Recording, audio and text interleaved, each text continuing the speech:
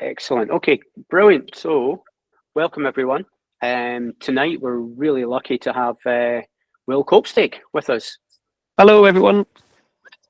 Evening. And to make everything as authentic as possible, Will has kindly gone up a mountain in Scotland in February and is calling in from outside his tent. I am indeed. I'm out with a couple of friends at the moment who are sitting in the background, probably chuckling at me with a light in my face, tripod. But thankfully, it's a calm night. Fantastic. So I'm just going to share slides for a little bit, and then we'll just go to sort of more of a. We'll stop there in a second, just so that you can see Will in his setting, his full setting. There we go. Brilliant. So these are the topics, that we're anticipating going through. So tonight's all about expedition skills, expedition planning. So we'll kick off with planning. We'll have a wee chat about food and water. We'll go into kit choices, how to pack it, and then we'll talk about how you access things on the water. And we'll talk about the setting up a camp, what you might need to take into consideration there. And then we will, take it out to, into a kind of broader view where we have a wee chat about safety. And that'll bring us more into well-being, a kind of, the wider journey of well-being. And then we can have a wee chat about, what's different if you do this on your own, as opposed to, with partners, with friends, with a group. And then to tie it all off, how do you make sense of it? What just happened? How do we tell the story to ourselves to understand the experience, and how do we tell the story to others? And as with previous this series of paddling on the water webinars, we're really keen to make this as interactive as possible. So if you have questions, please do just either shout them out, or I think there's a chat function. So you can use the chat function to ask questions too. And if I miss them, hopefully Matthew, our co-host here, will spot them too. Magic. If anything does come up on the chat, do give me a flag, Russell, because I can't see any chats on my phone at the moment as well. Will do. Great. Magic.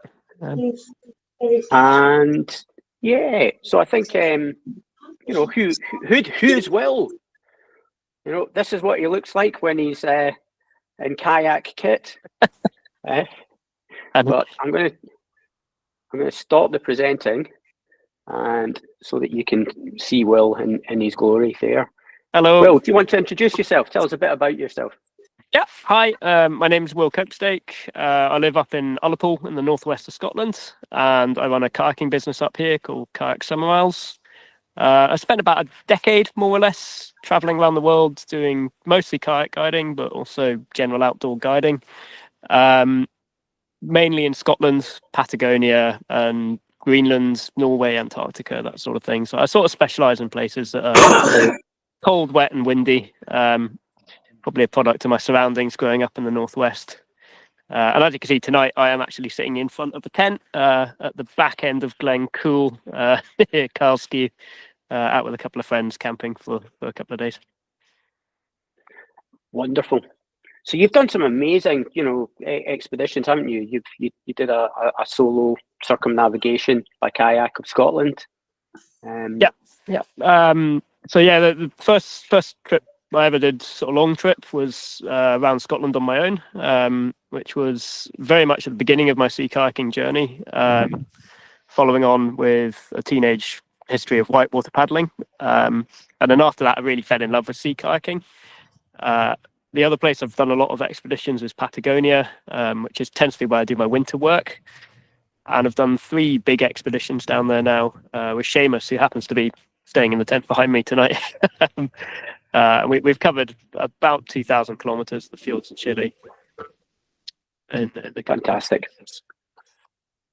Great. So, how, for anyone here who's thinking they would like to do an expedition, how do you go about choosing what to do? How do you go about setting goals for yourself? I think it all comes down to, first of all, getting some form of inspiration for an idea, and that can come from anywhere. It can come from looking at a map, it can come from recommendations from a friend. For example, my Scotland trip was largely inspired by the person who taught me to paddle, which was Brian Wilson, who's some of you might know, like the book Blazing Paddles. And that was obviously a good inspiration for that trip. For Patagonian trips, I was inspired by the fact that you're constantly looking at a horizon line of where you work, and you wonder what's over the next horizon. And I think that inspiration for all of us will come naturally, and you'll find that from whatever means. It can be from a friend or an idea or a photo even. And then from that, you then start asking questions of what you can do, where you can go, and how you can do it. And that then encapsulates all the other things we'll cover tonight: food, packing, prep, safety. But getting that idea is often the first and the hardest step. I find once you've actually got something kind of as an earworm, as an idea, then it gets a little bit easier, because you can start to look at it a little bit more functionally at how you're going to plan that and what you need to do for that particular climate. And that will change massively depending where you go. Is it a hot climate or a cold climate? Is it remote? Do I need to be self-sufficient, or can I resupply? There's a lot of factors to consider there. Am I going to go on my own, or am I going to go with friends? And how do you ensure, it becomes a reality and doesn't just, float around as, a dream? That's a good question. I suppose it really comes down to those kind of three fundamentals of everything in life, where you need time, energy, and funding for it. And if you can get those to line up, then you could probably get it to go ahead.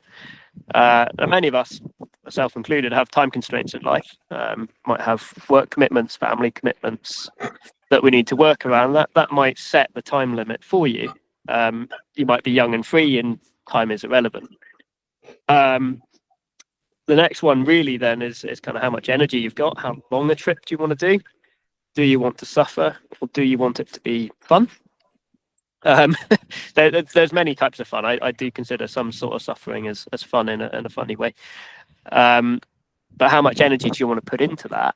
And I would say that the planning stage is almost as much energy as the actual execution of the trip, if not more. You want to put a lot of time and energy and focus on the planning of a trip. And in terms of time, I said this to Russell the other day, I have a firm belief that as a paddler, if we can allow ourselves time, we're a safe paddler. If you're not feeling rushed, you can take the time, you can sit out when it's bad. And that massively will affect your mindset on the trip, but also your safety as well. And then when it comes to funding, that can be a variety of different ways. I've always believed for my trips, I tend to self-fund, and I do them really budget. My Scotland trip, which was a year, was approximately £3,000 to execute.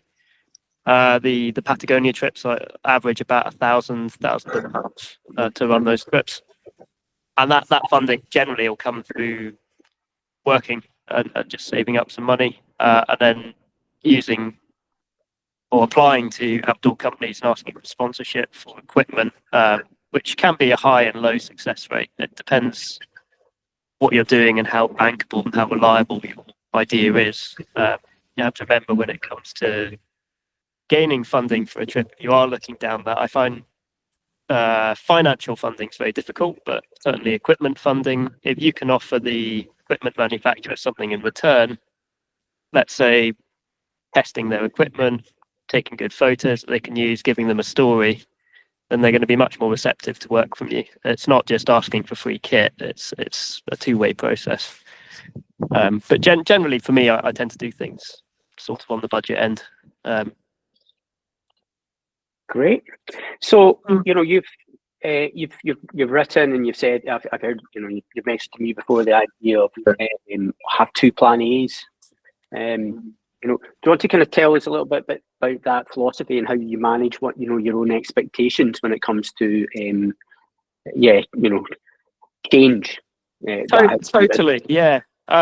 So that quote, which is I never have a plan B but always a second plan A, came from a chap called John Cluett, who taught me my mountain leadership at university. He was one of the lecturers at Stirling University. And the ethos of that is that a plan B is always a lesser option, and I'm less likely to choose that. But a second plan A is still equally as good. And quite often I've found on trips that you end up on third or fourth plan A, and you're working around kind of several different side quests almost. Now, on a bigger expedition, that of course can happen, normally to do with weather, or can be any number of factors. But a good example of that would be the last trip that Seamus and I tried to do in Chile, where we planned to go around Cape Horn. And after 4 years of negotiation to get the permits for that trip, we were given the permits. And then halfway through the expedition, by satellite phone, we were then told those permits had been revoked, and they had changed their mind on a whim.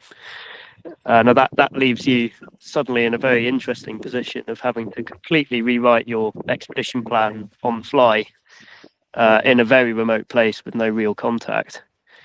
And so we obviously were pretty put out with that, but we then had to kind of refocus on slowing down and changing our goals and mindsets to something that felt worthwhile. And that ended up being a traverse of the Beagle Channel into the glaciers and the sort of the side fjords of that, which was in hindsight equally as rewarding. Great.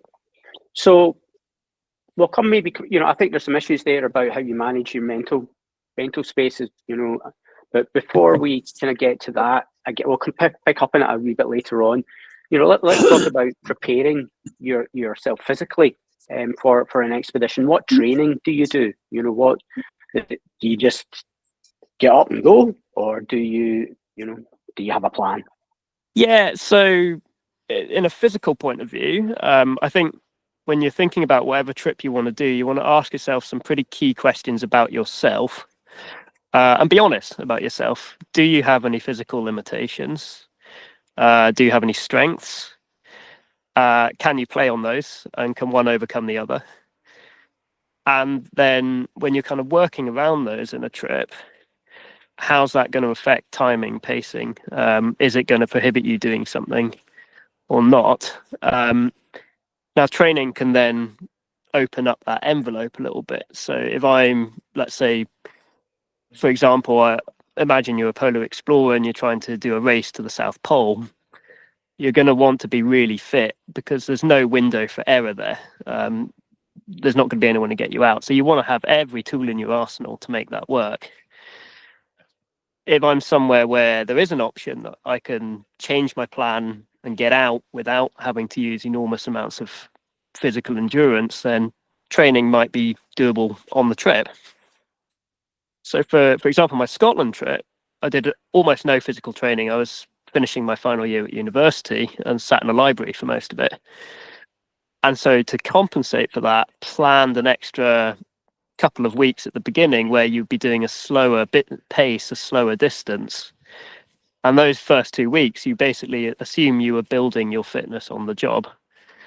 I find personally it takes me about 2 weeks to get to that kind of peak fitness. After about day 4, you stop kind of feeling the hurt and it becomes more of a routine, but it takes about 2 weeks to really get into a flow. If you're going for speed or a record or with competitive something, you're probably going to want to do some physical training.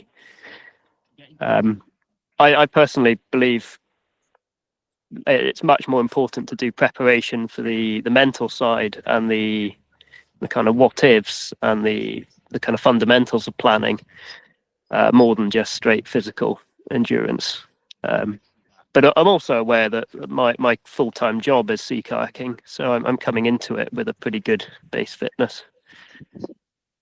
That's something, if you're planning your own trip, you just want to kind of be honest about where your strengths and weaknesses lie, and try and work around that or train into them. Great. The mental fitness preparation, do you have any tips, techniques, that you use, to get yourself ready for the headspace of expedition? I normally find actually a lot of the time the headspace at the beginning, you're so focused on the planning and trying to get everything organized, that becomes very almost task fixated, and it's quite important to take a pause and breathe before you jump into the trip and remember why you're going in the first place. because quite often it can become quite all-consuming. During the trip, in a term of mental ability, what I do is every day in a diary write my mood out of 10, which I've actually started doing both myself and my friend, and then you can compare. It's really interesting. But on average, I'll sit about a 7 out of 10. A 10 out of 10 is a perfect day, absolute best day of your life, and a 1 out of 10 would be total misery. Now, if I start getting consistent 5s or 6s out of 10, I begin to get an alarm bell going. And if that's dropping below 5s for multiple days, then I know something's wrong, and you're in danger of going into a kind of pit of a sort of bad mood, and you want to change something. Now, in an expedition, what things can you change? You can maybe have a little bit more food if you've got rations for that. You could take a pause and have a rest day. You could talk with the person you're with, build each other up a little bit. But there's pretty easy ways to kind of fix it. But the hardest thing is to recognize you're going into that state. One thing I would also say, just actually looking back about physical training, is I'm now 34 and things are starting to hurt. Hopefully no one can relate, but I am certainly feeling a toll. And I think in hindsight, I would spend a lot more time stretching before and after trips, doing more yoga, and maybe some kind of task fixated training after a trip. So things like kettlebells or something to try and build particular muscles, stretch particular muscles, which would just help in the long-term recovery phase. Because we want to be able to keep doing this until as far as we can, really. Superb. Can you tell, pacing, is a way to perhaps describe, what you've, that whole approach. But how do you manage pacing within, when you're on the water, or how do you account for distance and pace and unexpected time off the water? It's a good question. So we all have different paces and different paddle styles. If I'm going for endurance or speed, I might be focused entirely on just making ground. But if I'm going out just to enjoy myself, I might want to slow and linger and look in caves and enjoy being in the surroundings we're in. For me, I see an expedition as a kind of a bit of an encapsulation of both. You've got to make the distance to get yourself home, but you're there to explore and see what you're seeing. Now, for me personally, on my past trips, I've averaged around 35 kilometers a day. The upper end of that will go up to 60 or 70k. The lower end will go down to maybe 5k if the weather's really bad. And of course, there are days where you don't get on the water at all. For Scotland and Patagonia, which have very similar climates, where you can have very strong winds, cold climates, big waves, limiting factors in that regard of weather, I've always averaged my trips at a planning stage at 25 kilometers a day. That 25 kilometers, very quickly, you can add up. If I'm doing 35k a day, I very quickly start to build days in the bank. If that is a particularly harsh climate, on top of that 25k a day plan, every week I'll add an extra day's leeway. So that would mean that very quickly I've built days off. If I get a nice weather window and I get 2 days of 50 kilometers, I've now got 2 days I can sit out and still be within my plan. And if that weather changes and I get 2 or 3 days of really bad weather, I'm no longer pressurized at all to get out into the sea. I can sit in the tent, read a book, and wait until I feel comfortable. Now, I find personally that's worked really well in the past. Your pace is your own, but I would always slightly under budget your pace plan so that you've not got a race and you're not trying to rush yourself through.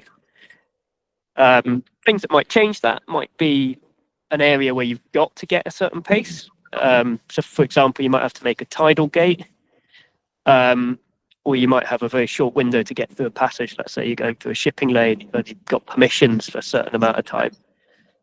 Then you want to budget in for that a way that you can make that reliably work. Fantastic. So, the vagaries of weather when you're on expedition So if we start off maybe with Scotland, how do you access weather reports when you're on the water? And then if you can maybe take us through the kind of slide of having good connectivity through to it's getting pretty hard to get any form of communication. Sure. So we've got a plethora of different things these days. There's loads of different websites. For up in Scotland where I run my business, I've always used the Met Office and Windy. And then if I'm doing some more serious stuff, I'll then compare that with YR.no, which is a Norwegian one. Windy uses the American modeling system. The Met Office uses the Met Office system, and then YRNO uses the Norwegian. And so you've got 3 different modeling systems. Between those, you can then take an average. Now, I have noticed this year that the Met Office up here has been giving very big discrepancies. It's been giving 5 knots, gusting 25 a lot of the time, which is not very useful as a paddling planner. 5 knots is going to be a lovely day. 25 knots is going to be difficult. And so you want to, for me anyway, I like to get a really broad overview of the weather. I'll look at my local area. For example, today I've been looking at Karlskew. But then I'll use apps like Windy where you can zoom out and see the whole trajectory of the weather system nationwide. And I'll maybe go back a few days and forward a few days and see what it's vaguely doing. And am I expecting that might get worse or that might get better? Looking for high pressures, low pressures and fronts. And it builds me a good idea. I'll also then look into the geography of the area. So this, again, Karlskew, where I'm at now, is really, really well known for if I get an east wind, the valley here facing east-west funnels it really badly. And I would expect a gentle east wind will actually be quite strong in here. Whereas if it's a south wind, it's going to be absolutely flat calm. And so the weather's one thing, but the geography will affect that as well. So don't just get fixated on the weather forecast. Again, in the UK, Met Office, YRNO, and Windy are really useful. If anyone wants to get really nerdy, there's a website called SpotWX, where you can pick your modeling, and it's got loads of graphs at different altitude bands, and it's proper nerdy, but it's quite a good website. And I find that's generally a pessimistic side, but that's not a bad thing for us as paddlers. If I'm then out of signal, so let's say for multiple days I've not got a phone, there are 2 ways to do it. The best is to use some sort of satellite communication. For me, I use an inReach device. I'll talk about that in a minute. A way to get a coded message on how to get a 5-day forecast in an inReach message. You do need someone with that in signal that can be your buddy, so to speak. For me, I use my dad, who happened to work in weather forecasting and hydrology and the SEPA before he retired. But you want someone who's pretty reliable at interpreting the weather to then message you that.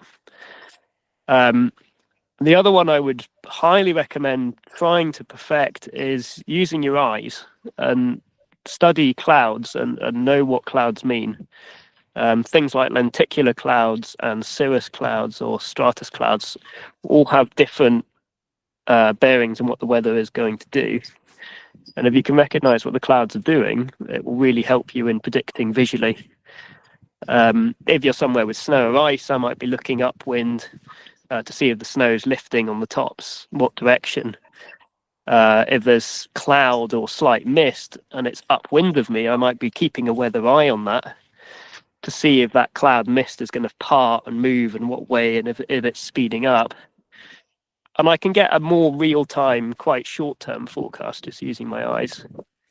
The hardest days, ironically, to predict wind and weather is the really clear sunny days with no clouds, because you lose that tool. And that often breeds katabatic winds, those kind of afternoon offshore winds.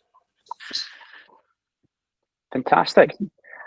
I'll so if I share here, this.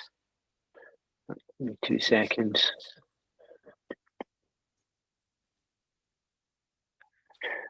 Okay. Hopefully people can see that there. There we go. So Do you want to tell us a bit about this year? You know, the weather forecast and 140 characters, and then we've got this secret code. You know, Yeah.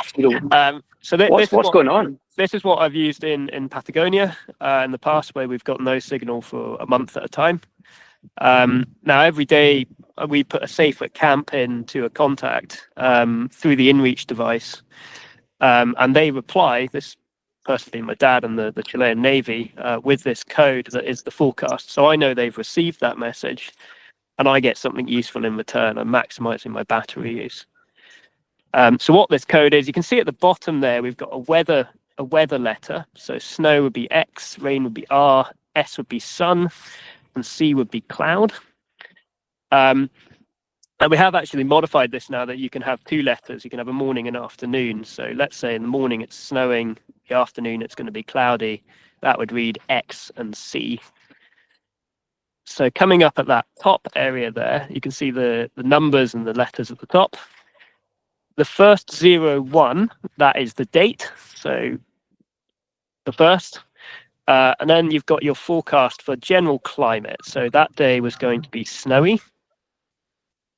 And then the series of numbers goes in double digits. So those first two would be 10 knots, gusting 15 knots. That's the morning forecast, which we said was 6 o'clock. Now the afternoon forecast, which was at midday, following that is then 20 knots, gusting 35 knots. And the evening forecast, which is at 6 o'clock, is 5 knots, gusting 10 knots. So that forecast is saying on the first, it's going to be snowy. It's starting with moderate wind. It's picking up in the middle of the day, and then it's dropping in the evening. / then goes to the next number, which would be then 02, wherever the weather is, that forecast. Now, the way we always sent this is we always sent the previous day, the first day of the forecast, followed by the next 4. So you have a calibration going on. But that allows you can get 5 days in 140 characters just, which gives you a pretty constant estimate of what the weather's doing for your day and what it might be doing and any patterns it might be doing ahead. And it's better than nothing. It's quite ingenious. You know, you've kind of invented or reinvented the inshore shipping forecast for for your own area. And we've got a question here from Steve. Great, Steve. And he's asking if you could add in wind direction, into that. Yeah, you probably could do. You could certainly, depending where you are, you could probably put a letter there. You could do, let's say, north, south, east, west. You could probably add in there. That forecast, because we're in Patagonia, is 99.9% of the time from the north. But yeah, in Scotland, you could totally do that. And what I would probably do is change the S for sun to something else, pick another letter, just to stop you crossing over and confusing there. But yeah, you could totally do that. Fantastic. Is there, you've mentioned, for instance, about permits when being able to cross. Can you tell us a little bit about when you're into like Patagonia? The extent to which you have to have permits in place, just at a top level, but also the importance of being able to communicate with authorities in places like that as well, and what sort of frequency they expect to be communicated with. Yeah, totally. So the UK, for example, we're very good with that we can go out without any need to. Now, I personally, if I'm going somewhere remote or a big crossing, let's say I've got a group out in the Hebrides, I will normally make a point, if I'm leaving my vehicle overnight, to phone up Stornoway Coast Guard and let them know, because it can save it biting you in the ass later on. And it's good that then they'll never complain at you giving them that information. But that is very much voluntary in the UK. Patagonia is very different. In Chile, even for us to go out for an afternoon paddle requires naval permits and permission. Now, as a commercial business, that's a little easier to do. But as a personal paddler there, it's a very long and arduous process. Now the good thing is that to get those permits, they actually require you to demonstrate you have done exceptional planning, and so in a way it forces you to do very good planning. But they do have their quirks, and I find not necessarily overseas, the people that you're getting the permits from might not necessarily know what you are doing as a paddler. They might not necessarily understand. Oh, I think we've lost Will there. Hopefully he'll be able to make it back in. There we go. Yep, you back, Will? Oh, I think you're on mute just now. Maybe just check your mute setting. I'm back. There you go. Perfect. Sorry, Great. someone tried to phone me. Yeah, so depending where you are, one thing to consider with permits is they might not necessarily understand what a kayak is, and that can be a challenge. The Chilean Navy are getting better at it. The last decade that I've been there, the first trip we were marked down on our permit. They have a tick list of things you need, and we were marked down for not having an emergency life raft. And things like that can step you up and things. So it's good to get a good understanding of what they're asking you for. Part of their stipulation down there is that you need to be in contact every 4 hours while you're on the water,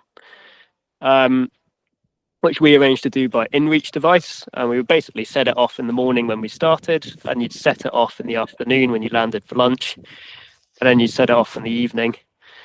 I don't know if they ever really paid much attention to it. They certainly never really replied until they decided to revoke our permit. But they will ask for some sort of regular communication.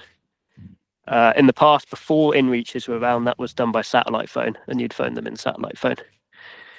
In a way, it is quite nice that you've got someone looking after you, though, which is a good thing. But definitely worth bearing in mind that, yeah, permit processes can take a long time. The Chilean ones can take normally anywhere from 1 month to 2 to 3 months. Great. And it helps us. It's really interesting hearing this, because it does kind of drive home just how lucky we are in Scotland to have world-class sea kayaking, which where we can just pick up our stuff and go. Absolutely. Was that a question in the background? Was someone wanting to ask? Okay, well, if anyone does, please write in the chat, or just do just jump in. Well, what we'll do is we'll go through the kind of topics, for another sort of half hour, 40 minutes, and then the last 20 minutes or so, we'll really open it up to the floor for questions, if that suits everyone. Okay. Food. Famously, we don't quite march on our stomachs, then we certainly paddle on them, don't we?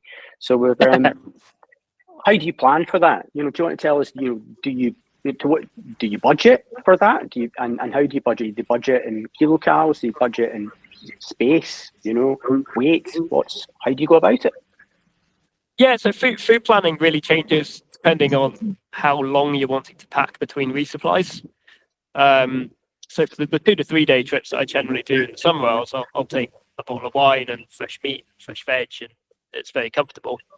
But that will take up an awful lot of space and weight in your boat, but will slow you down. But when you get to camp, you're patting yourself on the back a little bit because you're comfortable. When it comes into anything more than about a week, you then need to start really considering going into more dried stuff and space. Certainly over 2 weeks, then really space becomes your main concern in the boat. And anything between two weeks to a month, and then thinking of space, weight, calorific content, particularly. After about 2 weeks, we can start to really drop off in terms of body weight if we're not getting enough calories. And also other things about your bodily function, things like fiber and muscle building, things like creatine to help add some protein, minerals, multivits, sort of thing. So for the Chile trips, on average, we've taken 30 days of food. The most we've taken was about 45. Now, all of that fit in a medium volume P&H Scorpio, which is a squish. fit them in. And you basically eat your way into the boat. That you've got bags tied on the stern. The boats are sitting at waterline length around about the cockpit at that weight. They are heavy. And so calories to weight becomes really important. The most calories you can get for any weight in food is vegetable lard or butter, which is not particularly nice to eat on its own, but it makes a good supplement in the expedition meals. For dinners, generally use the kind of dried, freeze-dry meals. Breakfasts, generally make them yourself, because you can make very good high-energy breakfasts out of most things in a supermarket. For us, we did 100 grams of oatmeal, 100 grams of trail mix. We added in some fresh stuff, things like dates and mangoes, which give a little bit of chew. Mentally, it's quite nice. Lots of nuts added in there. If you're feeling really fancy, put some chocolate in there. Go New Zealand style, get some Smarties or something in the food. And then to help add a little bit more kind of muscle building, we swapped the powdered milk for flavored creatine powders. So things like, those kind of whey things bodybuilders use. I have also in the past used pregnancy dried milk, which has got all sorts of nutrient minerals and things in.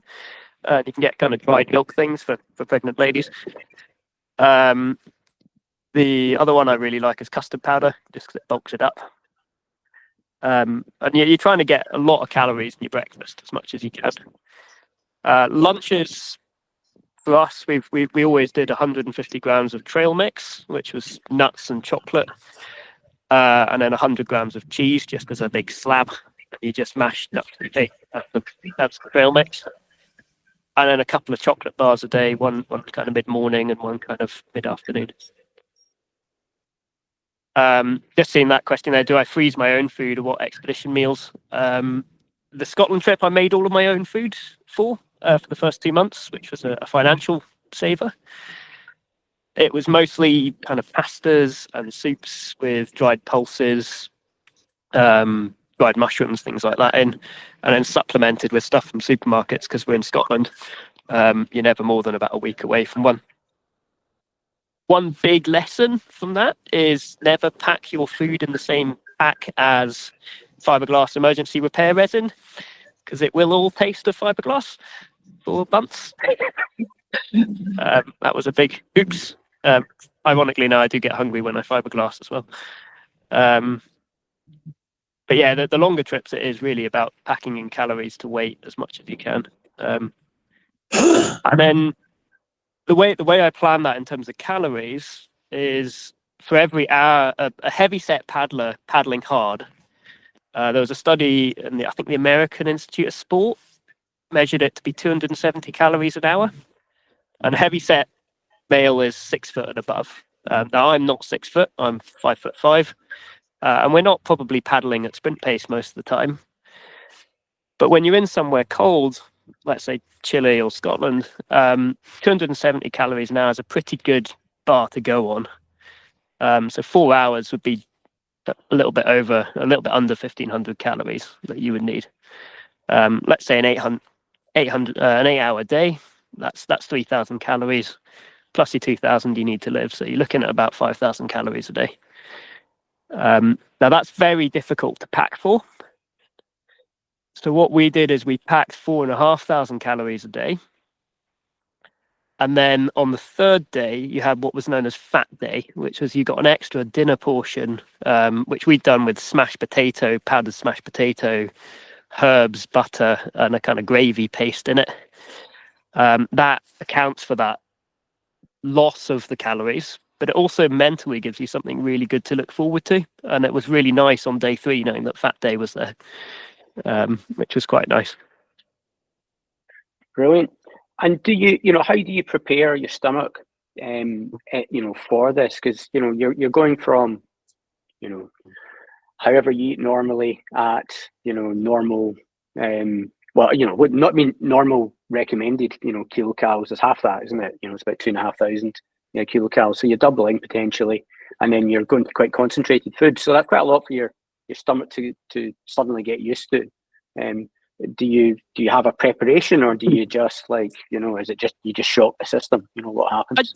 I suppose it really depends on who you are as a person, in terms of how you digest food and how you process food. I've always found that I just naturally adjust, and you're working hard, you'll want to eat, and your body will start to want that food pretty quickly. A very important one I didn't mention in the breakfast is I always add fiber bran or some sort of added fiber, because freeze-dried meals and nuts give a bit, but you don't get much fiber in your diet. And the biggest adjustment is normally a lack of fiber more than actual kind of punching loads of calories on, especially if you're adding butter to everything. And do find that that's quite important.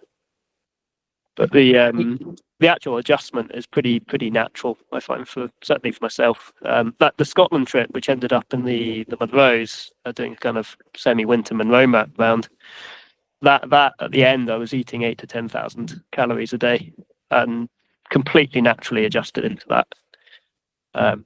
The hard thing, it's normally actually after the expedition, it's harder to slow that back down, and you put on quite a bit of weight when you get back to the house. Cool. And do you ever forage or supplement with local wild? There's that famous book Sea Kayaking by John Dowd, and he recommends not carrying protein or greens. He's like, if you're going over 2 weeks, I think he literally says just use fats, milk powder, sugar, spices, and carbohydrates, and protein and greens. You take from your environment. Is that something you've practiced at all? Or yeah, I mean, in Scotland certainly have done that in the past. It depends. Again, that is a big question about where you're going to go and what you have available. And also a big one is what time of year and how far you're planning on paddling in a day. Now in Scotland, we've got loads. We've got seaweeds, we've got kelp, there's fish and mussels. I always said that I would do a lot of fishing for my kayak, but actually a lot of the time when you're knackered at the end of the day, you don't want to sit on the beach and fish. And certainly if you're paddling along the coast trying to make ground, you probably don't want a fishing line trailing. And so that has to become a very conscious decision as part of your day, if you're planning that as part of your purpose. The Patagonian trips, again, by the time we got into camp, the daylight was waning, and you didn't really want to fish. There was an abundance of mussels there, but at almost all times of the year, there's an invisible red tide that can, at best, give you the buns, but at the worst, completely paralyze you and kill you. The other things you might have available might be berries. You get lots of natural berries, or hunting bigger game, so things like geese and deer. But you don't have to ask what the legal ramifications of that are. Is it allowed? Are you legal? Or is it considered poaching? Same with fish as well. You are allowed in the UK to fish in the sea, but if you're going inland, you then will need permission for that as well.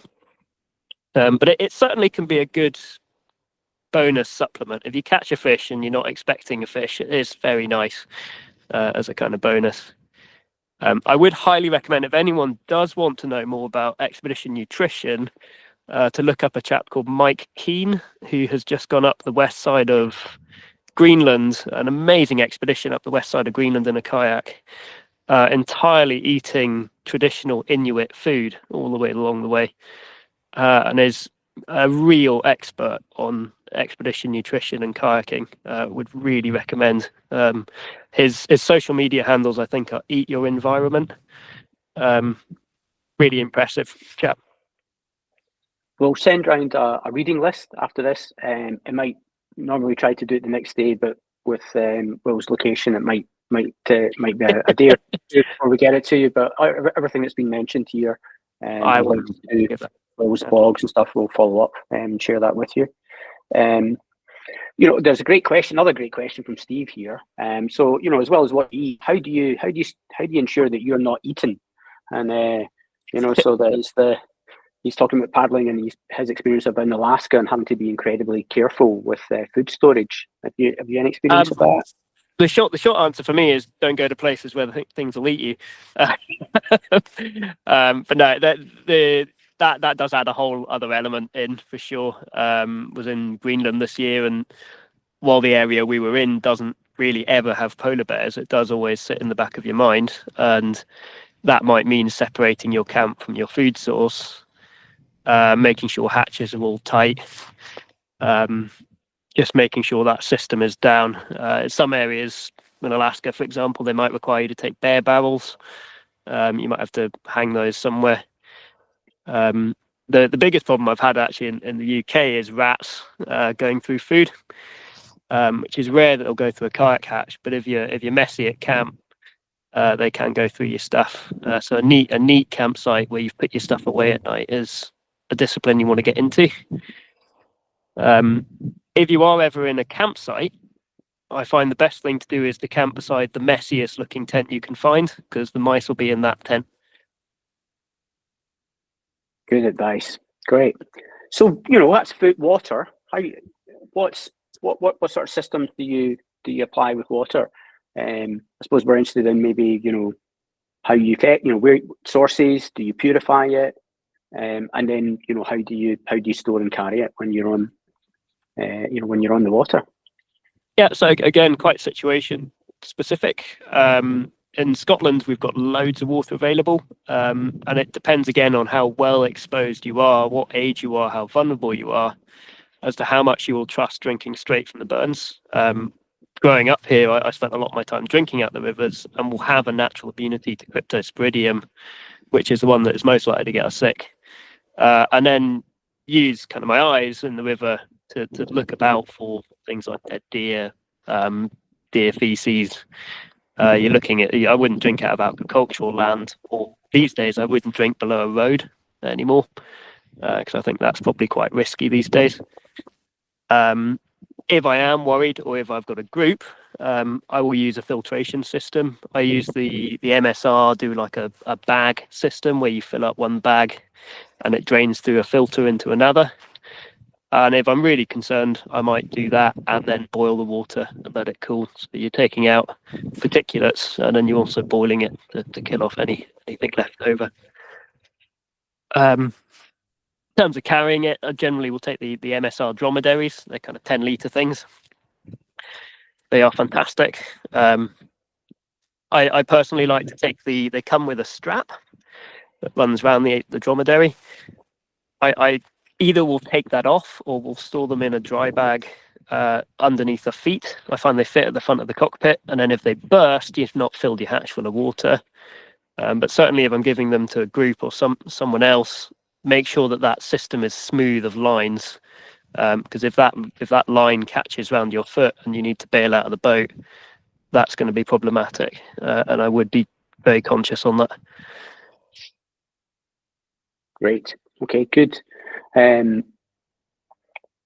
Yeah, so let's maybe move on to kit then. We'll get we've got essentials, we've got luxuries. What are your essentials and what are your essential luxuries? Good question. I mean, the essentials really are the stuff to keep you dry and warm. I think the most important thing on a long expedition is finding a way of having a reliable bubble of comfort. And so during the kayaking stage, actually on the water, you've got your safety kit on, your PFD, might be a dry suit. But even if you're a bit damp and cold, you can paddle harder. You can keep yourself warm in many ways. It's when you get into camp and you have to stop and pause that you really want somewhere you can be warm and comfortable reliably. Now, a big thing for me would be having a tent that is outer pitch first, so that on a longer trip, you have no danger of getting that inner tent wet.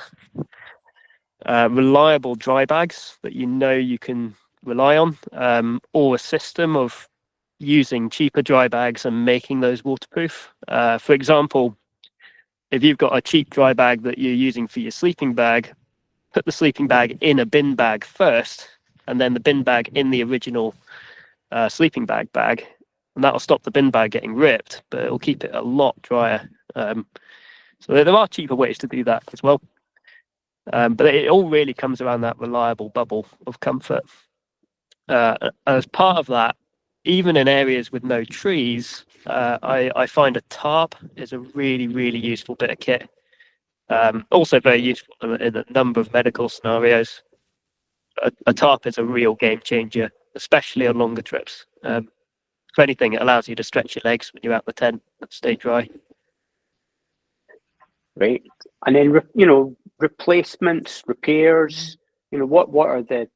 What have you, in your experience, of the things that continually need replaced or need a bit of care when you're out on So I've always taken a pretty comprehensive repair kit with everything that I can imagine trying to repair and replace on a kayak and kit.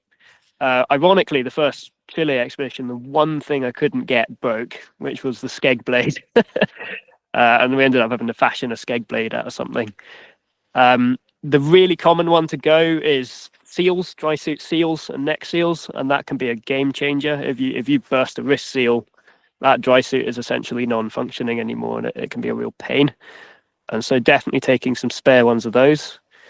I take a lot of duct tape or tough tape. I'm a real fan of something called Tescon tape, which it comes in blue and says Tescon on it.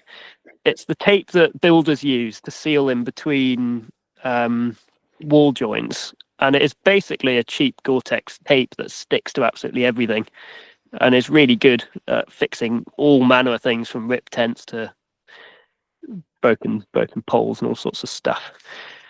A lot of the things that tend to break tend to be kind of the soft side of stuff. So soft kit, tent poles, tents. You might break a paddle. A spare paddle is good. In terms of kayaking, the actual kayak, it's pretty hard to actually put a hole in one. More so with the fiberglass. If you're in a fiberglass boat, definitely need fiberglass repair kits. Lot of string is useful. The repair stuff I tend to pack tends to be more generalist rather than specific. I want as many things to give me improvisation options rather than this is a specific thing to fix one thing. I want something that might fix many things, and then just kind of get improvising. For the person asking about the Tescon tape, where to buy it, it's spelt like Tesco, the supermarket, with an N on the end, and you can buy it online, but it's most builders, but merchants. Brilliant. Good question, Julie. Thanks for that. We will, we'll find a link and we'll put that in the reading list as well. Aye. Good. And then what's your go-to kind of luxury? What's your comfort piece? I'm going to discount camera equipment because that is definitely a luxury, and it sits between my legs. I normally carry a lot of camera kit with me. The one that I generally take most of the time is a mocha pot for coffee, or nowadays I use a little thing called a Wakako, which is like a little pressurized, like good coffee maker. I find for me that's a real mental pick-me-up, is having a good coffee to start the day. It doesn't have to be anything big or heavy, but just something nice that can lift your mood is nice. But that's definitely the thing that comes with me. Great. So it's about identifying what your little luxury is, what your little pick-me-up is. So it's going to be different for every person. Absolutely. Good. And then in terms of sort of packing, in the kayak, you mentioned a bit about, waterproofing doesn't have to be expensive, if you think it through. But do you have a system, for where you place things? I do. Yeah. We all have our own systems for sure. The most important thing really is weight distribution. I personally believe that it's very difficult in an expedition sense to get the boat perfectly balanced front and back. It'd be amazing if anyone out there's an inventor, if you can make a kayak seat for sea kayak that slides forward and backwards.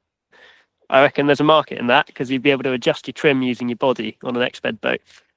Separate conversation. If you have to have the boat heavy, it is better to have it slightly bow heavy. That it will not help much on a downwind, but if you need to get upwind, that could save you from being really stuck. So understanding that fundamentals on how trim and speed is going to adjust your boat in terms of its course will really affect how you pack the boat. In a perfect world, it'll be perfectly balanced. But if it has to be heavy, I would definitely go bow heavy. Now don't go doing anything like shallow hal and having it, like a 40-degree angle at the front. But if it has to be a little bit, definitely go that way. One good assumption to have is that all the hatches will leak. That is just a good general assumption to have. I have on numerous occasions put electronic goods in a hatch being like, it's been dry a million times, and then I've killed them. It is good just to assume that there will be water in there at some point. And so everything that goes in needs to be dry in some way, shape or form. And then particularly, given how much weight is food that you're going to be working your way through, it sounds as if the system is going to be predominantly driven by weight distribution rather than by, some sense of where to access different types of, Yeah. So I for me personally, I'll have if you go for the rear hatch, the kind of big oval hatch, I'll generally have my sleeping bag in there and turned sideways and put towards the paddler end, which I just find fits really well. And then I'll have my tent poles at the back. A good top tip with your tent poles is to put a long bit of string on them. As you put them into the back of the skeg, run that bit of string up to the front, and then when they inevitably go to the very end of the boat, you can get them back really easily. Also works very well for a whiskey bottle at the bow, if anyone does that. Get a good way to get those out, save you having to reach in there. I'm then trying to put a bunch of food in the back around the skeg box, which I'll generally do in small bags, and then a bunch of food at the bow. So if one hatch completely floods, I've not lost all my food. I've still got a kind of separation of food in there. The rest of the food can kind of pack in and around with your tent. The tent generally I'll split, so the inner tent and the outer tent will be in two separate bags. So you've got a wet bag and a dry bag. The wet bag I have on occasion just had behind my seat because that's the outer shell, and then the inner tent goes in the dry hatches. That depends really how much space you have. If you've got a lot of gas, so let's say I'm away for a month, I'm going to have quite a lot of gas bottles or liquid gas. I like to put that in a clean dry bag and have that in front of my feet in the cockpit. Now you can find ways of securing that in there, but that has never been a snag hazard for me. And that is a really good way of separating that. And that is the same for any fiberglass repair stuff. And that is directly from having the lesson of having that fail and then completely contaminating my food. And you don't want that to happen. If you happen to have a boat with a compass, so let's say you've got a deck-mounted compass, next time you go and pack it, have a go putting a gas can underneath it. See what happens to the compass. Bear that in mind.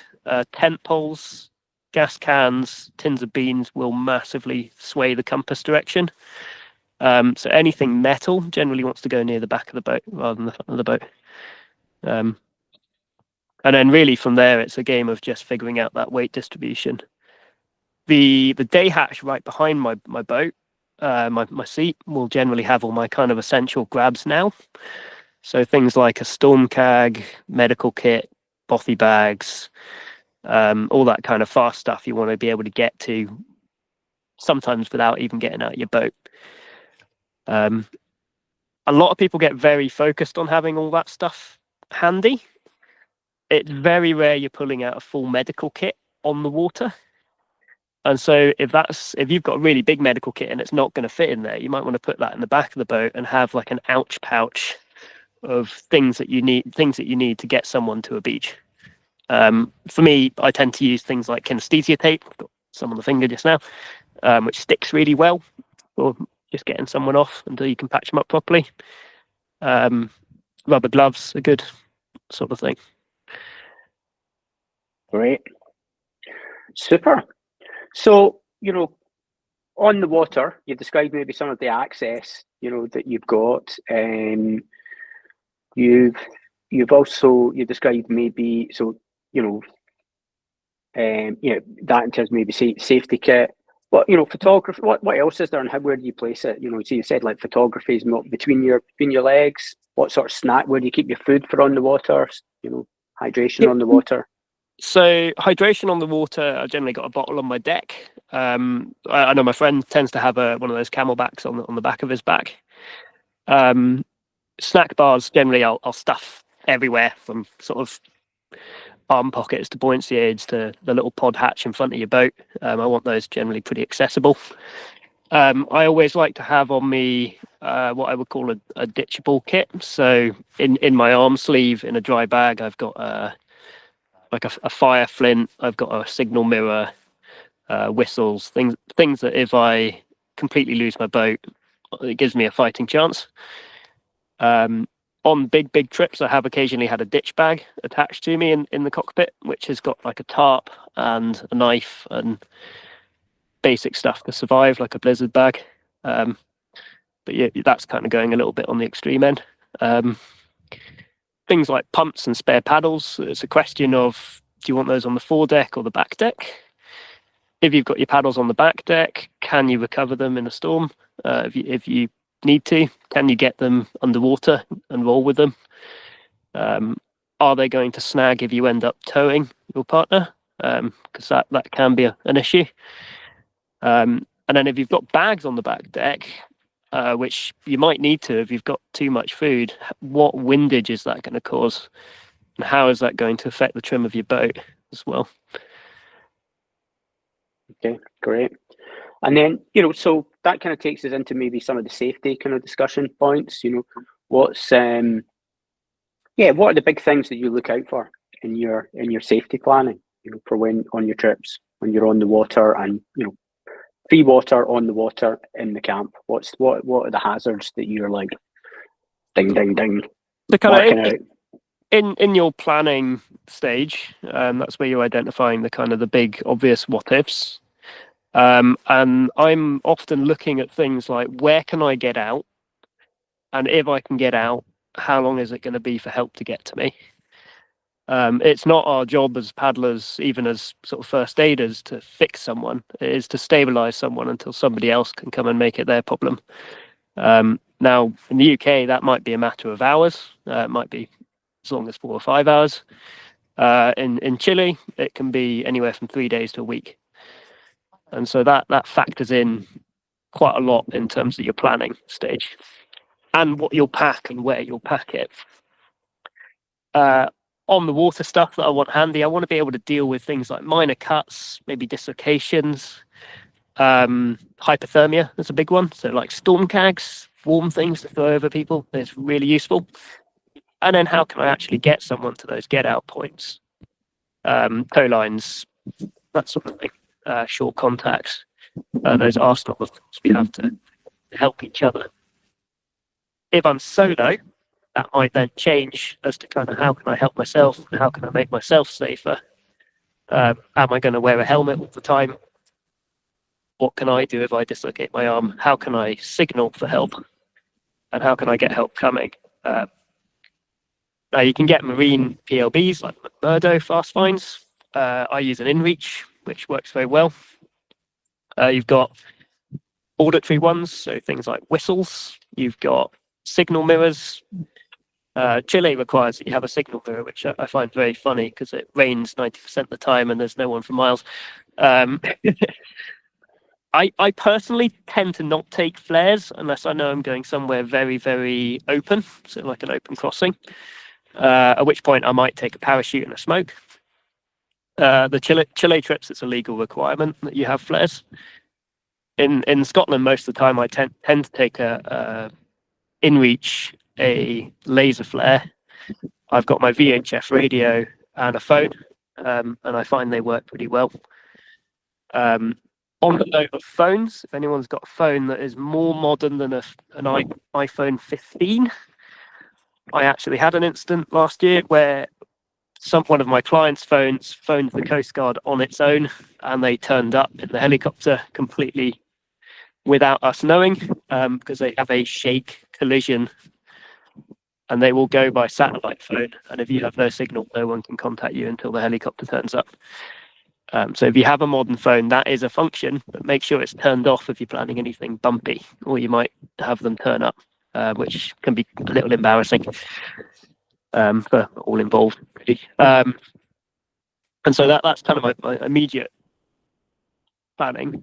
When I'm actually on the water, in terms of the route, I like to think of it a bit like a computer game. So whenever you pass somewhere that you can land, that becomes a bit of a checkpoint. And you know that whatever's ahead, you can always come back to that checkpoint, and you've got places to get out if you need to. That's nice. What about, so the kind of literacy, how you read the landscape and how you read the water? Have you found that varies from your Scottish paddling to paddling in other environments, other places? I think pretty universally around the world, you're looking at the same sort of things. So you're looking at things like wind, fetch, that build of wind over distance and time and wind strength. And then the greater things like ocean swell, the swell height, the swell period, and then your movement of water, your flows. You've got your currents as well. In the UK, we've got really good forecasting stuff. So you can look at the swell forecast and the interval period, and you can look at the wind forecast and look at your map and say, okay, it's a south wind. I'm going along a southern shore. There's not going to be any fetch. But let's say I've got a 10-kilometer stretch of water. I might expect there's some waves there. That direction and height of swell is going to affect what areas I can land in and can't land in. And that wind direction might affect my choices on what is safe. Is it blowing offshore? Is it blowing onshore? What advantages and disadvantages is that going to cause? And then, of course, you've got tidal flow. Is that going against the wind and swell, which will build it into a steeper, higher element? Or is that going to be too strong for me to paddle against? I need to go with it. In the Chilean fjords, you get very strong tides. There's very little tidal range. It's the only information you get. There's about 60 centimeters of tidal range. But you have 200 to 300 kilometer open pastures that then squeeze down to a kilometer in places, which we found there was one area we had, I think, 6 to 7 knot tides. And with no information, you're then having to deal with that on site. And you don't know when it turns. You get step tides there. It's not a nice parabolic diurnal. They can jump and they can surge and they can go flat for 5 hours and then surge a meter in 10 minutes. And so you then have to start using the surroundings. Now, for us in that situation, we had 7 knots against us, which is not very useful for paddling. But by fighting around the headlands very close to shore where that current is less, you could then catch the eddies in the edge of the fjord. And we actually managed to get very good progress in the eddies of the shoreline. If we were out on the coast with that condition, the ocean swell might have stopped us doing that. And we'd then have to go back to those other fundamentals of planning, of having time to wait until those conditions changed. And that comes really from judgment on site. Is that flow going to be stronger than I can paddle through? Is that wind going to be too strong? Are those waves going to be too high? Where do I feel comfortable? And what threshold am I comfortable to take that to? Fantastic. I mean, I've found, that judging distance gets harder when you're in a different landscape, because my Scottish norm might be a sea cliff that's, say, 100 meters is, what you might expect here. You go to somewhere like Greenland and say, 300 to 500 meters is pretty normal, So so I'm judging distance on a Scottish analog, but it's actually the crossings literally 3 to 5 times what I expected. How have you found those kind of norms and to be challenged, and how do you account for that? How do you? Yeah, that is true actually. I've noticed it a lot in Chile, where the peaks get up to about 3,000 meters where we are, and because you have big open spaces between them, it's very easy. I find it more in a hill walking sense there, that you look at them and think I can get up that in 2 hours, and it's a full day's 8-9 hours to get even halfway up them, and it can be very deceiving. That air clarity will change the perception of distance. If you've got a really cold, crisp winter day, the mountains are going to look a lot closer than a humid summer day where they'll look far away. I think a useful tool to have for that is, first of all, your planning. Have you got enough good maps to accurately gauge that distance? And then if you have points of bearing, can you use 2 points almost like a transect for perspective? Can you see their drift against each other if you're going across it? Or can you see, let's say, there's a small tree or something. I know the vague height of a tree is going to be, let's say, 15 meters. Is that getting bigger on the horizon as I get in, or is it staying the same for a long time? That might give me a different relative idea of how much progress I'm making. And so trying to use elements in your surroundings that you know a vague height of is going to be very useful to get that kind of visual bearing. Great. And then, so things like clouds and, because you mentioned them earlier, do you see, do they behave differently in these different environments? And, do they signal different hazards? Yeah, so there are certain clouds around the world that will sort of change a little bit in terms of what they signify. Universally, clouds are pretty good for telling the weather. The one I'm often looking out for, both in Scotland and Chile, is lenticular clouds, which actually we had some massive ones tonight. So I'm slightly ears pricked up for wind tomorrow, but it's not forecast. And that is then looking at what those lenticular clouds generally are formed on strong winds in the higher atmosphere. Is that going to be causing strong winds coming at me? Cirrus clouds can be similar. I'm also looking at things like the snow on the tops of peaks, clouds on mountains. I really like a misty day when you've got little bits of mist clinging about, because you suddenly have a live landscape, which is really going to show you the elements around you. You can see the movement of the wind on that. On the water, I might be looking at the different colours and textures of the water around me. If I'm on a nice glassy bit of water and I notice the horizon upwind is going dark and black, if there's no clouds about, that's probably wind making that water matte. And that gives me an indication that when that darker band arrives, that the wind is probably going to pick up. And you want to have that kind of 360 vision on you all the time, looking at the weather around you, keeping an eye out for things like white horses or darker horizons, and see what's coming. Superb. And then I think we're heading into kind of the last bit here. So just one kind of final question, and then we'll open it up to everybody. Making sense of it all.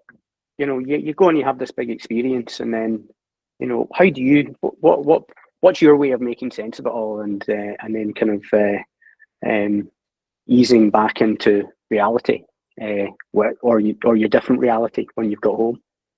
That's a good question. I think it's much easier to. I used to describe the value of changing pace on expeditions. For me, that's a big value. Is that you have a sudden short period of your life where your entire worldly pace has changed.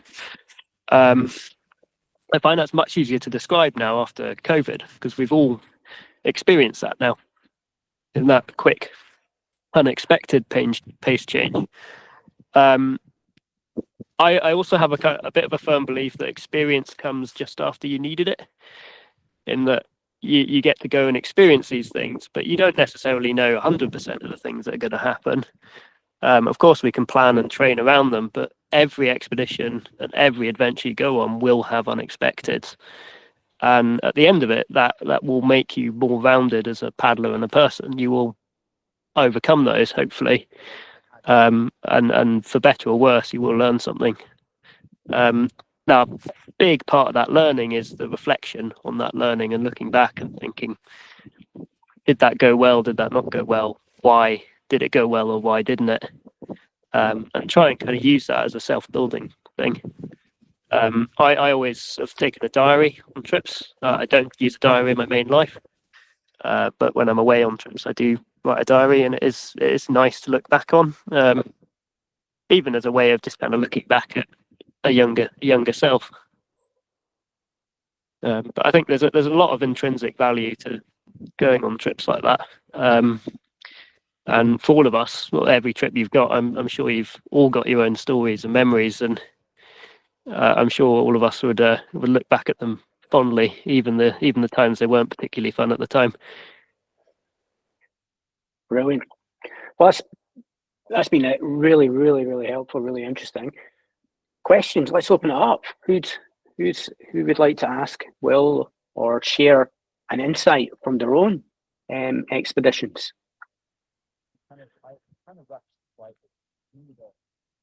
Not quite hearing you there. Who's just unmute your mic and speak if anyone would like to.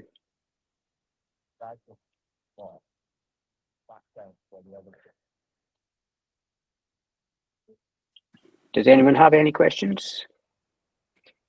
Reflecting back, Will, to your very first expedition, what did that feel like setting out? I'll be very honest, it felt absolutely terrifying to start with. Largely because when I started that Scotland trip, I'd done 2 or 3 trips that were maybe 2 or 3 days long, and a few day trips in a sea kayak, all of which had been with much stronger peer paddlers. And then apart from that, I'd just done a lot of whitewater as a teenager, and was really jumping into sea kayaking very much blind, but using transferable skills. So the whitewater kayaking had got me very confident in a roll, and I had practiced a lot how to get a re-entry roll, and was very confident with my re-entry and self-rescues. And then the navigational side of things, I had my Summer Mountain Leader, which my university course had been pushing me through, as well as a childhood in sailing boats and dinghies and general marine navigation. And starting out that trip, I buffered it in with my dad joined me for the first 2 days. And it was actually the 3rd day when he left, and there was a sudden moment you're on your own that was really quite terrifying. And I did stop in the kayak and have a little bit of a weep and I think that, did I really want to do it? And by good nature, the weather was nice and it encouraged me to go around, and I had a nice camp. And then the next day and the next day and the next day. And there were many moments on that trip where I was very much out my comfort zone. And each one you then noticed after you dealt with that you've got a little bit stronger.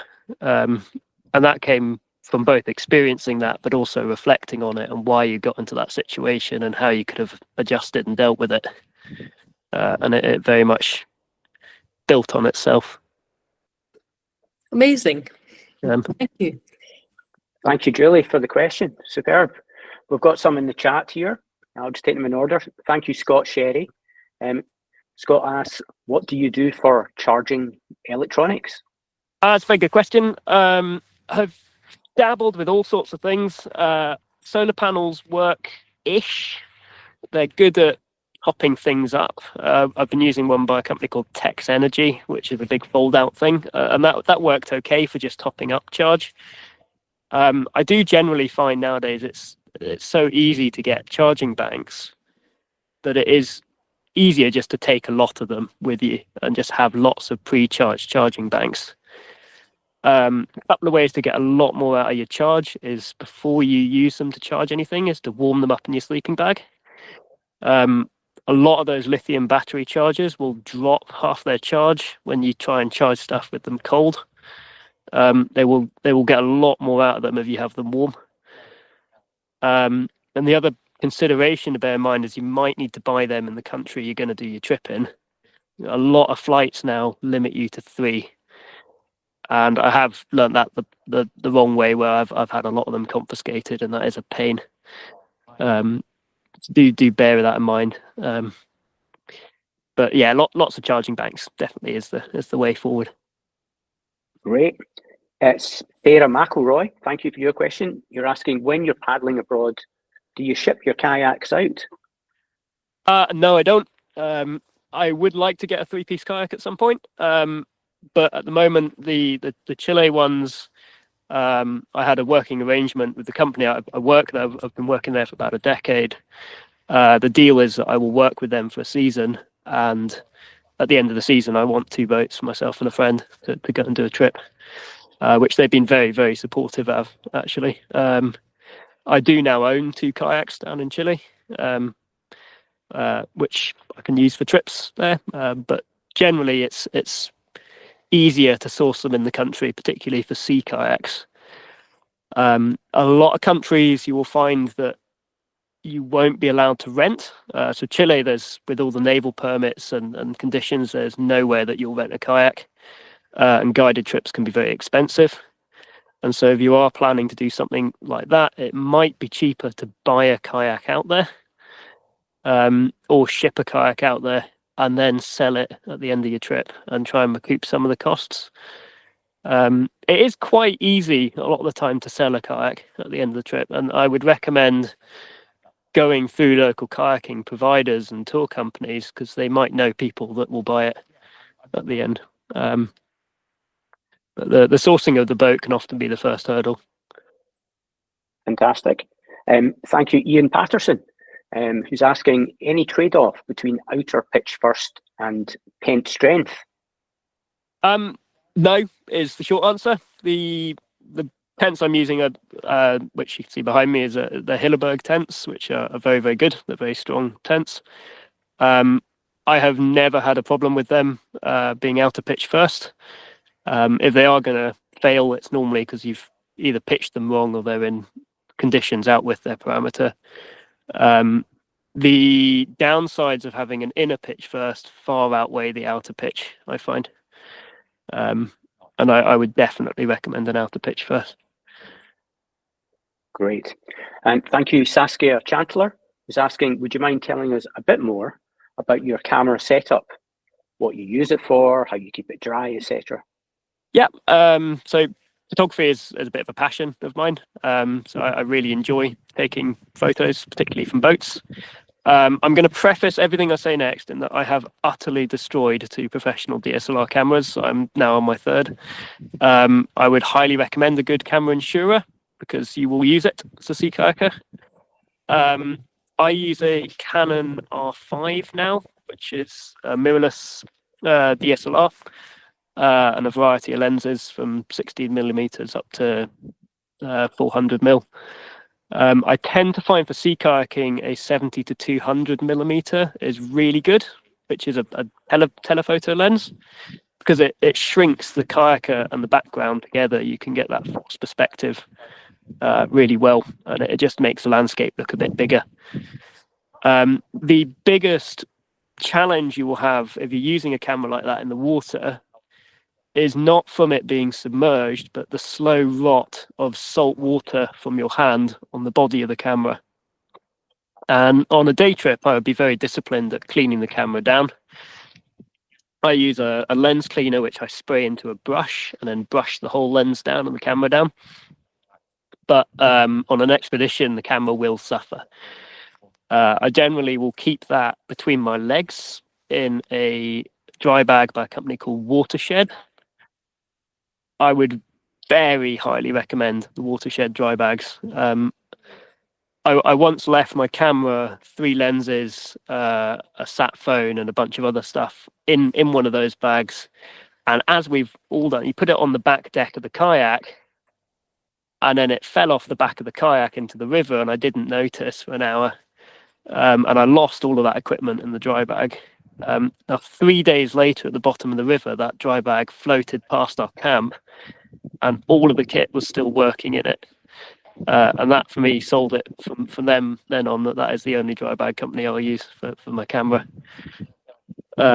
Inside that, I would also highly recommend go to a shoe shop and get loads of silica packets and just scatter them everywhere. If you're going to do more actiony stuff, an underwater lens, something like an Altex sort of underwater housing, or just use a GoPro, or nowadays quite a lot of the time I use my phone. Great. And Craig Dibb is asking, what big expeditions have you got planned for the future? It's a good question. We were actually supposed to be on one this month, but unfortunately got postponed. We were hoping to canoe the entire length of Scotland through the middle of Scotland, which we'll put on to another year. I've got a very faint idea going on. The long story short is my dad has a mountain named after him in South Georgia, which is not a big mountain, but I would quite like to find a way of getting him up that before he gets too old. But that will require quite a lot of serious logistics and funding. But I'm in the process of looking into that one. And I've also got my ear open to a place called Socotra, which is in Africa, it's off the coast of Yemen, but a very safe island that has just opened up and looks like a really fun 200-kilometer paddle round it. Brilliant. And Neil Hamlet is asking about any tips for toileting at sea, presumably if you're doing any big crossings. Good question. Also, hello, Neil. Neil's son, for those who don't know, co-runs the business that I run up here with me. So know Neil quite well. Toileting at sea, pressure and angles, if you're a male, is very useful. Much harder if you're a female. I know people raft up together. You can do that. You can raft a boat up and kind of lean out on the edge. I personally have once or twice just gone and dealt with that later, where you've had absolutely no opportunity to land. Ideally, you want to be able to land. It's never particularly comfortable going out at sea. It's not particularly useful. The London taxi driver trick works quite well, which they use a hot water bottle, which, if you think about it, is a 2-litre tub with a funnel on the end. Makes quite a good solution. But the aim is not to go while you're on the water, really. Also, from experience, make sure you don't go in your dry suit hood. Okay, and any other questions? And is there anything you would like to share then, Will, any final points, anything that we've not covered, that you think, I'm people should know about? I'm sure there's an infinite amount of things that are yet to cover on things. By all means, if anyone wants to reach out to me and ask anything else, you can find me under my name on most social medias. But please do message and ask anything. And go out and enjoy your adventures and hopefully have a wonderful time. Wonderful. Thank you. Well, thanks so much. If you're okay with it, we'll share your websites, blog posts, and an email address to the attendees. And if we'd encourage you to have a look at these sites first of all, and then you can contact Will if you have any particular questions. But he also offers guiding and coaching if you want some tips and how to improve your own paddling. So thank you so much, Will. You've joining us from up a mountain. That's it's certainly authentic. So we appreciate it. We're back next week with a talk on the webinar's subject is safety kits and marine VHF radio. We're going to be joined by Gordon Barton, who works with the Coast Guard in Aberdeen. So he can help us understand what it's like to be on the receiving end of your calls, and we're hoping to have some members of some of the local RNLI teams here as well, so that they can talk about what it's like communicating with you as they approach on rescues. So hope you can join us then. We'll be following up with any reading lists. And we'd really welcome your feedback on this. Thanks very much. Magic. Thank you all for coming.